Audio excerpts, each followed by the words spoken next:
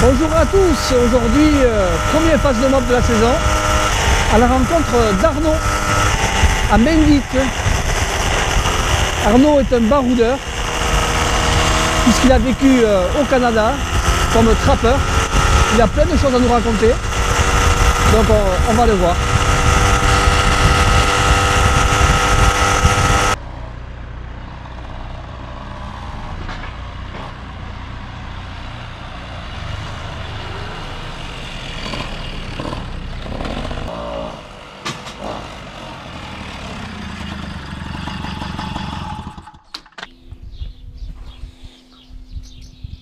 Alors Arnaud, bonjour.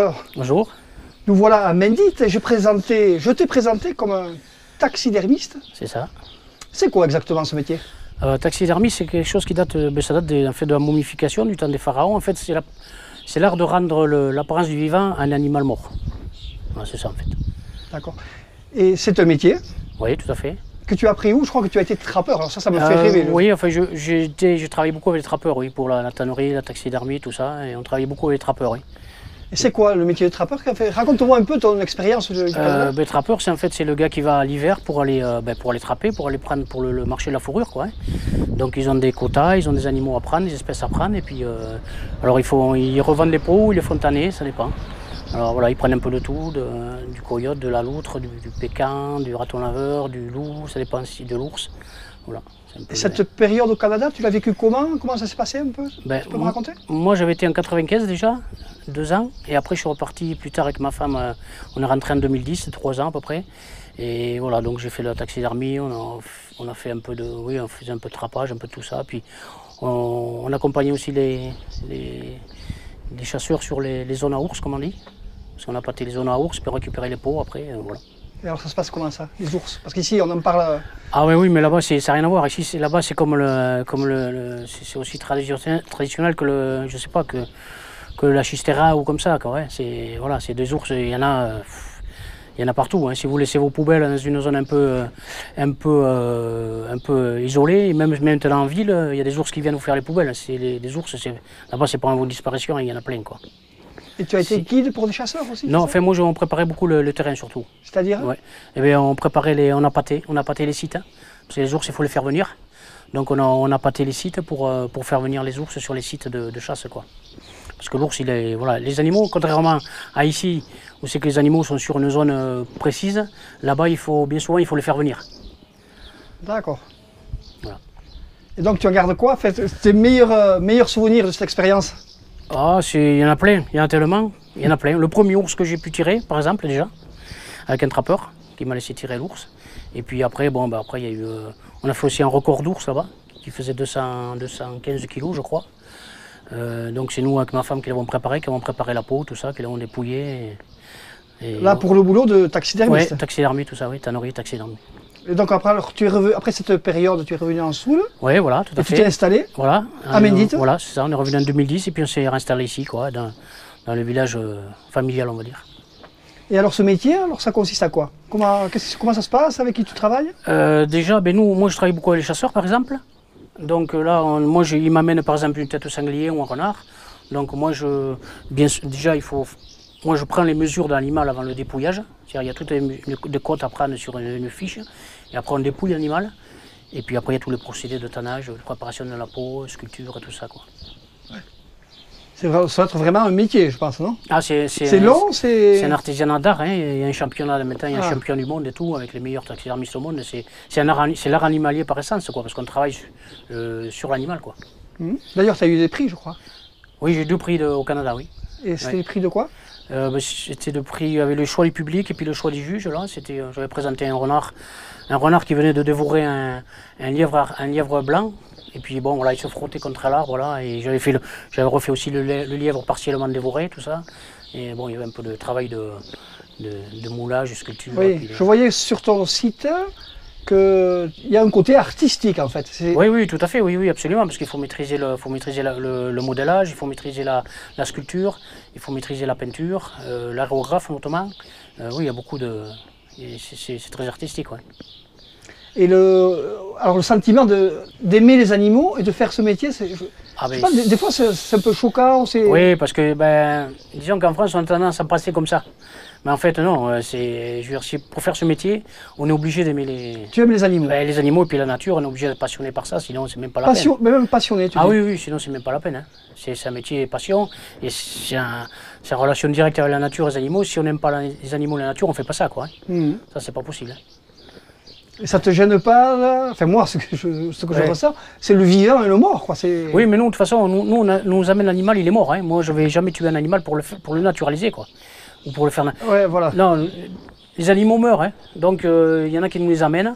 Alors c'est où ils ont été tués à la chasse dans le cas de prélèvement, ou alors ils ont été trouvés sur la route, ou voilà. Donc de toute façon, nous l'animal quand il vient ici, il est mort de toute façon. Hein. Donc nous, on est là pour sauvegarder, pour le mettre en beauté, quoi, puis pour le sauvegarder, parce que c'est un patrimoine naturel. Hein. Il y a des gens qui amènent leurs animaux de compagnie? Oui, j'ai fait d'ailleurs, le mois dernier, j'ai fait un gros chien malinois, là, qui est des gens qui venaient de Bretagne. Et puis après, déjà en ce moment, j'ai 3 chats à faire, là. Il y en a qui sont venus aussi de Bordeaux, un autre de Bayonne. Voilà. Ouais. Ça veut dire que l'animal est toujours présent dans la oui, maison? Voilà, parce qu'ils n'arrivent pas à s'en séparer, quoi. Donc même s'ils le voient du coin de l'œil, il est là, quoi. Ils ont une caresse comme ça et ils peuvent pas le voir partir, quoi. Et quand tu les reçois et qu'ils retrouvent, ça va être un peu... Ah oui, il y a des pleurs et tout ça, il y a des... Oui, mais voilà, mais ça c'est très dur par contre, parce que c'est... Enfin, c'est dur au niveau technique, je parlais, surtout. Ouais. Parce que l'animal de compagnie, on ne peut pas se louper, quoi. Les gens le connaissent par cœur, on travaille sur photo, il faut refaire l'expression de l'animal et tout. Il faut qu'il y ait une petite expression. Ah oui, puis là, ceux qui connaissent, oui, ça c'est... Ouais. Alors on t'amène par exemple un animal, un sanglier ou un cerf. Ouais. Quelles sont les étapes? Par quoi tu commences? Quel temps? Combien de temps? Voilà, alors la première chose à faire, c'est prendre des mesures. On prend toutes les mesures, il y a la longueur du museau, largeur de l'os nasal, largeur des arcades sourcilières, etc. D'une pointe de bois à gauche, à droite, au museau, enfin il y a tout un plan à prendre. Et après, une fois qu'on a pris toutes ces mesures, on dépouille l'animal. Bon, moi je travaille beaucoup au bistouri ou au couteau, ça dépend de l'animal. Ça veut dire que tu dépasses? Oui, je dépèce carrément l'animal, je sors la peau carrément. Ouais. Et après, une fois que la peau est sortie, pour le cerf, on coupe le massacre, ce qu'on appelle le massacre, c'est juste les cornes, avec juste un peu d'os. Ça, on le traite. Et après, donc la peau, elle est préparée. Il y a toute une préparation des lèvres, des yeux, des oreilles retournées. Et la peau, il faut qu'elle soit affinée après le plus possible, quoi. Parce qu'autrefois, on laissait la peau comme ça, on tannait, ça tenait ce que ça tenait. Mais maintenant, la peau, on l'a mis vraiment très très fine, de façon à ce que tous les produits tannants pénètrent bien, et de façon à ce qu'elle reste bien dans le temps. Et comme elle est souple, comme elle est fine, elle est très souple, elle s'étire, et on peut faire beaucoup plus aussi de détails anatomiques. C'est très important sur certains animaux, quoi. Ah oui. Et après, la peau, elle est tannée, une fois qu'elle est tannée, on la lave, elle est lavée, et après, dessous, il y a une sculpture, on refait une sculpture par rapport aux dimensions que j'ai prises au départ. Je refais une sculpture, je fixe mes bois. Une sculpture en quoi? En principe, c'est du polyuréthane en principe. Ah, polyuréthane ou styrodure, ça dépend. Et donc on sculpte là, et puis après on refait tout, on refixe les bois, tout ça, après on remet les mâchoires dans la gueule si c'est un sanglier par exemple. Et après donc on remonte la peau est collée sur le mannequin. On recoud, là où on a ouvert, on recoud, on fait des coutures. Des fois, il faut refaire des coutures parce que c'est abîmé, donc on fait des greffes ou des coutures pour la peau, si elle est abîmée par exemple par une balle ou je sais pas. Donc on refait des coutures, et après on remet bien la peau, on met bien tout en place. Et après, il y a le travail des yeux, le travail du museau, il faut refaire le museau pareil avec de la pâte dessous. Les yeux, pareil, les arcades sourcilières, tout ça, les oreilles, tout ça. C'est un boulot énorme. Ah oui, c'est... Combien de temps?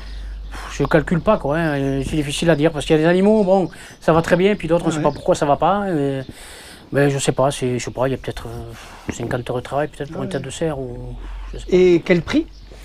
Moi, pour une grosse tête de cerf en prestation de service, je prends dans les 600 € au maximum, à peu près 600 € avec les cuissons, tout fini. D'accord, oui, c'est un budget quand même. Oui, mais c'est rien. Hein. Si vous allez du côté de Paris et tout ça, c'est 800 000 € sans problème, quoi. Et alors, est-ce que je pourrais voir un peu oui, tout à fait. Ton intérieur et l'atelier? Bien sûr. Oula, déjà à l'entrée, il y a de belles bestioles. Voilà, là il y a quelques cerfs déjà. Tous ces cerfs viennent de l'Arro. Hein. Ah ouais. Ça vient de l'Arro. D'accord. Et ça, c'est des pièces qui t'appartiennent en fait? Oui, tout à fait, ça c'est à moi. Oui, voilà, tout à fait. D'accord. Ici, oh là. Ici, voilà, ça y est, bon, les sangliers, tout ça c'est de nature morte qu'on appelle. Hein, c'est un peu ce qu'on voyait dans les peintures au XVIIe siècle, tout ça, là, XVIIIe siècle. C'est nature morte qu'on appelle. Voilà, là il y a un sanglier, il y a de canard. Après il y a un montage plus moderne, contemporain d'un renard, en buste. Allez, on va voir Voilà, l'atelier. la salle, voilà, salle d'expo.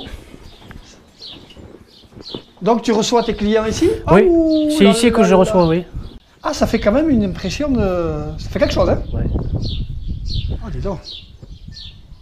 Voilà, ça c'est... Là, il y a 2 dents qui sont en préparation finie, là, donc Donc voilà, une fois que l'animal est monté, qu'il est cousu, collé, là je remets des cartons, des choses comme ça pour bien marquer les détails anatomiques. Et après, une fois que ça sera sec, je remodellerai tout avec de la pâte époxy, tout ça, autour des yeux, partout. Et je referai les couleurs à l'aérographe au pinceau. Ah ouais. Une fois que puis nettoyer le poil, tout ça, quoi, les bois. Et question législation, je pense que ça va être très contrôlé. Ouais, nous, la législation la plus sévère d'Europe. Déjà, c'est que si vous trouvez un écureuil, vous n'avez pas le droit de le ramasser.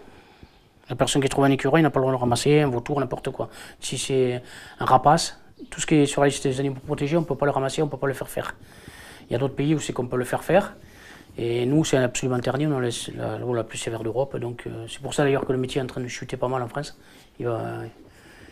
Moi, je suis tout seul maintenant sur 3 départements. Tu me disais tout à l'heure aussi que ton métier, bon, ça baissait un petit peu, il y a moins de demandes par rapport à tout ce qui se passe, et tu t'es reconverti dans le piégeage de taupe. Oui, taupier, oui, tout à fait, oui. Ouais. Taupier. Taupier, c'est ça. Ouais. Tu pourrais me montrer, ça m'intéresse de voir ça. Oui, aussi. tout à fait, oui. Un métier qui redevient à la mode parce que c'est écologique. C'est-à-dire qu'on n'utilise ni produit, aucun produit, rien, c'est à l'ancienne, quoi. Hein, les pièges putanges, là, les pièges qui datent de Louis XIV, je crois, du jardinier de Louis XIV, il me semble, qui avait inventé ça. Et c'est écologique parce qu'on ne met aucun produit, aucun explosif, rien. C'est à l'ancienne et c'est le meilleur, quoi, le plus efficace, quoi. Et la clientèle, c'est particulier? Beaucoup d'agriculteurs. Agriculteurs? Oui, ici, c'est beau, on a beaucoup d'agriculteurs ici. Ah ouais. Et après, on a quelques particuliers qui commencent là. Tu me montres les pièges? Oui, tout à fait. Oui. Allez, voyons. Ça, c'est le petit hangar piégeage taupe, alors, c'est ça? Oui, puis voilà, c'est là que je mets tous mes pièges, mon matériel, là.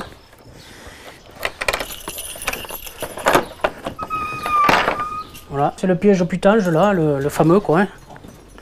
Voilà, c'est pas parce qu'il y a une imitation chinoise, mais ça vaut rien. Donc voilà, ça c'est pareil, il faut les préparer bien à l'avance. Et puis la taupe, c'est un animal qui est beaucoup plus malin qu'on pense. Donc il ne faut pas la louper parce qu'après, elle connaît. Parce que la devise du taupier, c'est taupe loupée, taupe éduquée. Eh bien écoute Arnaud, merci beaucoup de nous avoir reçus. Avec plaisir. On connaît un peu plus ton métier parce que c'est vrai que quand on voit comme ça, non, on ne sait pas ce que c'est. Tout à fait. Tu nous as éclairé un petit peu. Voilà. Bonne continuation. Pareillement. Et à bientôt. Merci beaucoup. Bye bye. Adieu.